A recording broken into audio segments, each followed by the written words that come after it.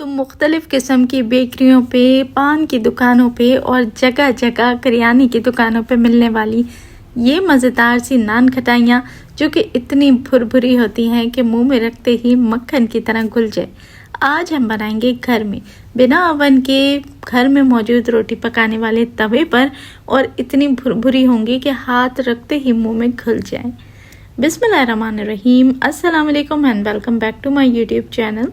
मैं हूँ ज़िद्रा और आज हम बनाएंगे खस्ता नान खटाइयाँ, खलीफा की टक्कर की नान खटाइयाँ घर में बहुत ही आसानी के साथ। लेकिन इसकी कुछ टिप्स हैं, तो वीडियो को मुकम्मल देखें और टिप्स को एंड तक फॉलो करें।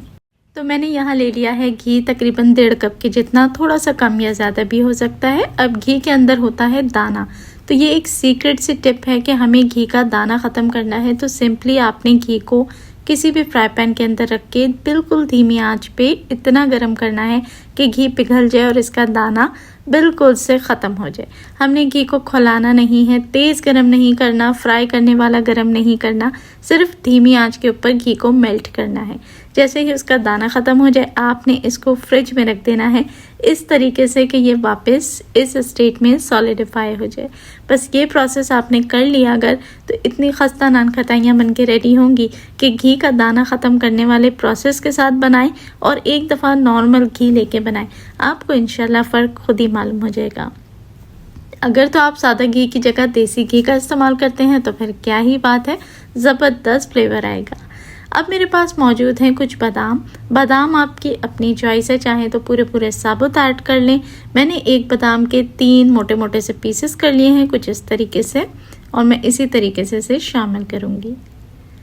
तो अब आ जाते हैं मेन रेसिपी की तरफ। मैंने लिया है 1.5 कप के जितना मैदा, और मैदे को आपने अच्छे तरीके से छान के इस्तेमाल करना है। अब देखें, जिनके पास मेजरिंग कप की फैसिलिटी अवेलेबल नहीं है तो आपने परेशान नहीं होना है। चाय वाला कोई भी मग ले लें, घर में कोई भी एक मग बना लें और उसकी मेजरमेंट से आपने सारी मेजरमेंट्स को लेना है। 3 टेबल स्पून के जितना मैंने लिया है बेसन। नान खटाई जब भी बनाते हैं तो इसका सबसे मेन इंग्रेडिएंट बेसन होता है, और इसको भी आपने लाजमी छान के इस्तेमाल करना है क्योंकि बेसन में काफ़ी हद तक कचरा होता है तो वो फिर ऊपर रह जाएगा, और साफ़ सुथरा छना हुआ बेसन, बग़ैर गुठली का बेसन आपके पास नीचे जाएगा। ये बहुत इंपॉर्टेंट है, आपने स्टेप को लाजमी प्रॉपरली फॉलो करना है। आधा कप के जितनी चीनी का इस्तेमाल करूँगी। चीनी मैंने पीस के इस्तेमाल की है, और ये मैं ऐड करी हूँ milk powder 2 table spoon. Optional है मिल्क पाउडर, लेकिन अगर ऐड करेंगे तो इतना बेहतरीन फ्लेवर आएगा कि बस। अब 2 चीज़ों का फ़र्क समझ लें। आधा टेबल स्पून हमने इसमें शामिल करना है बेकिंग पाउडर, और 1/4 टेबल स्पून हमने शामिल करना है बेकिंग सोडा। फ़र्क देख लें, मैंने एक ही चम्मच का इस्तेमाल किया है लेकिन क्वांटिटी अलग अलग दिखा दी है ताकि दोनों चीज़ों का फ़र्क आपके सामने रहे। शामिल कर देंगे इसमें कटा हुआ बादाम, और इस स्टेज पे साबुत ऐड कर रहे हैं तो आप साबुत भी शामिल कर सकते हैं। 3 सब्ज़ इलायचियों को बिल्कुल बारीक सा कूट लिया था, फ्लेवर के लिए शामिल कर दें। और ये मेरे पास मौजूद है आलमंड एसेंस, यानी बादाम का एसेंस, बिल्कुल से ऑप्शनल है। अगर अवेलेबल नहीं तो आप स्किप कर सकते हैं, लेकिन अगर ऐड करेंगे तो इसमें बहुत ही ज़बरदस्त सी खुशबू आ जाती है। और नान खटाइयों में टिपिकल ये जो खुशबू होती है ना बादाम वाली, ये बहुत अच्छी लगती है। तो अब आपने क्या करना है, सारे ड्राई इंग्रेडिएंट्स को एक जगह जमा कर लेना है और अच्छे तरीके से एक बार इसको मिक्स कर लें। इतनी मज़े की भुरभुरी ये नान खटाइयाँ बनती हैं कि बस छूने की देर होती है। इतनी ज़बरदस्त तरीके से मुंह में घुल जाती हैं, खा के इंशाल्लाह मज़ा आ जाएगा। और इतना सा भी आपको फ़र्क नहीं मिलेगा कि ये घर की बनी हुई, घर के तवे पे बनी हुई नान खटाइयाँ या फिर ये आपने बाज़ार से ही मंगाई हैं। चलें जी, मिक्स करके रखें उसे एक तरफ, और अब नान खटाई की डेकोरेशन की तरफ कुछ ध्यान दे लेते हैं। तो 1 अंडा, जिसकी हमने सिर्फ जर्दी इस्तेमाल करनी है और सफ़ेदी हमने रख देनी है, वो आप घर में इस्तेमाल कर लें या किसी और खाने में इस्तेमाल कर लें, लेकिन हमें इस रेसिपी में सिर्फ और सिर्फ जर्दी की ज़रूरत है। तो मैं जर्दी अलहदा कर लूँगी और एक प्याली के अंदर निकाल के इसको रख दूँगी एक तरफ, क्योंकि इसको हमने एंड में ब्रश करना है। अब हम फाइनली इसका आटा गूंद के रेडी करेंगे। तो जो घी हमने बिल्कुल दाना ख़त्म करके तैयार किया था, अब उसका प्रोसेस स्टार्ट करते हैं। अब आपने क्या करना है, थोड़ा थोड़ा ये घी ऐड करते जाना है और नान खटाई का जो डो है वो गूंदते जाना है। शुरू में आप थोड़ा थोड़ा ऐड करें, इकट्ठा आपने ऐड नहीं करना। अगर घी ज़्यादा हो जाएगा तो फिर क्या होता है कि नान खटाई सही से बन के तैयार नहीं होगी।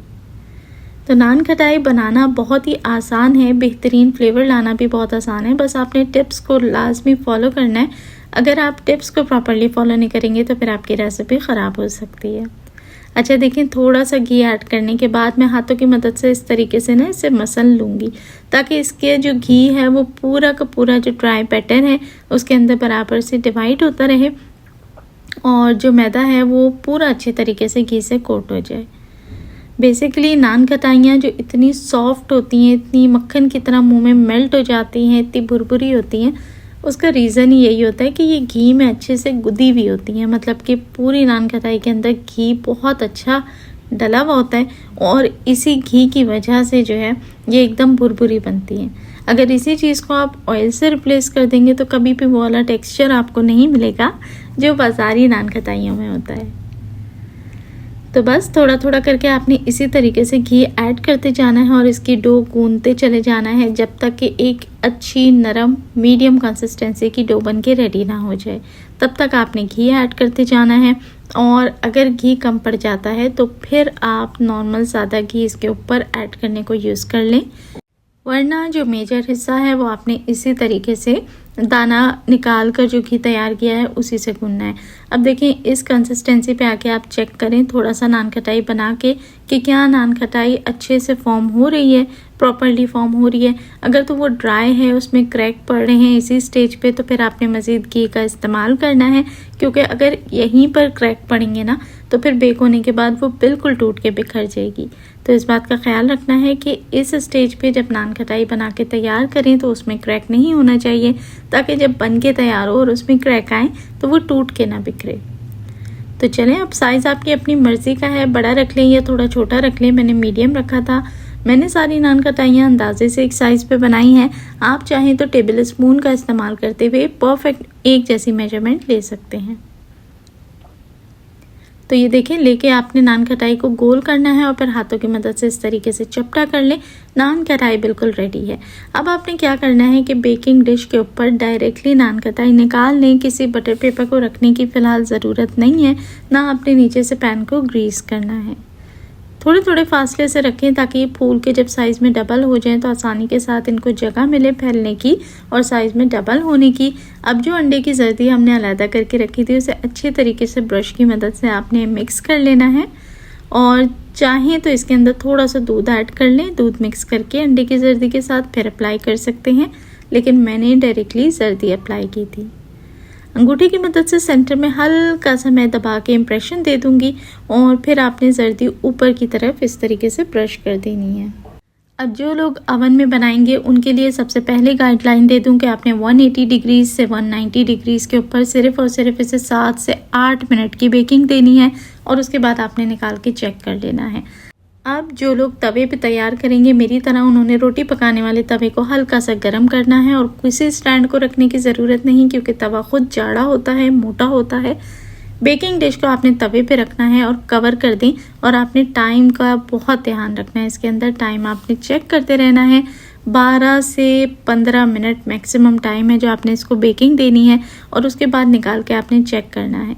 अंडा अच्छे से कुक हो जाए, साइडों से कलर लाइट ही रहेगा तो इसका मतलब है नान खटाई तैयार है। अगर आप इसको ज़्यादा हीट देंगे तो फिर इसमें क्रैक पड़ जाएंगे और ये बिखरना शुरू हो जाएगी। तो टाइम का ध्यान रखें और मुकम्मल ठंडा होने के बाद ही आपने बेकिंग डिश से इसको निकालना है।